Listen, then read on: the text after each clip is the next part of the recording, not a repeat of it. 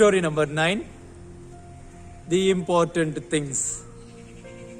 My dear viewers, once a woodcutter asked for a job to a timber merchant and he got it. The payment was really good, so was the work condition too. For those reasons, the woodcutter was determined to do his best. His boss gave him an axe and showed him the area where he was supposed to work.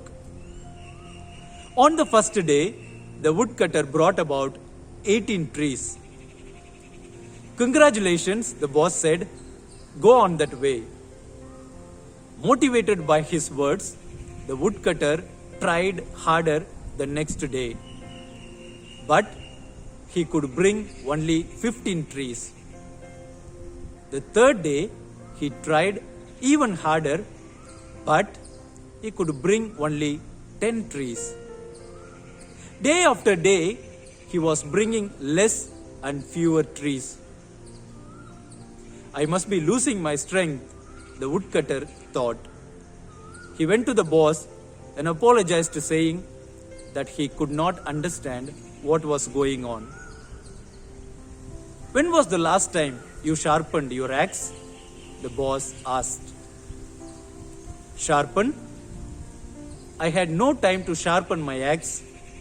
I have been very busy trying to cut trees.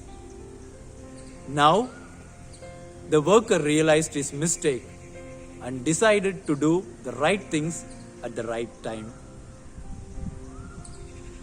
My dear friends, the moral of the story is there's nothing wrong with activity and hard work.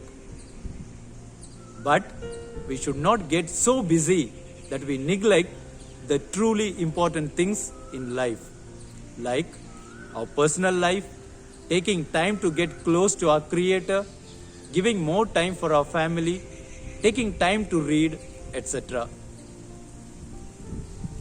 My dear friends, related to the story, what are we going to learn from the Bible?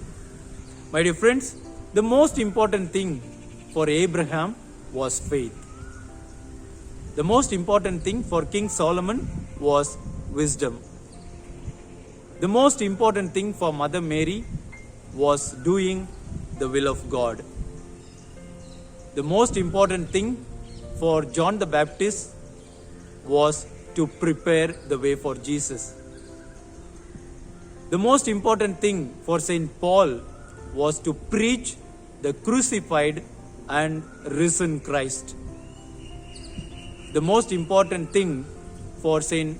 Mother Teresa was serving the humanity. My dear friends, if so, what is the most important thing for us in our lives? Let us think about it. Thank you.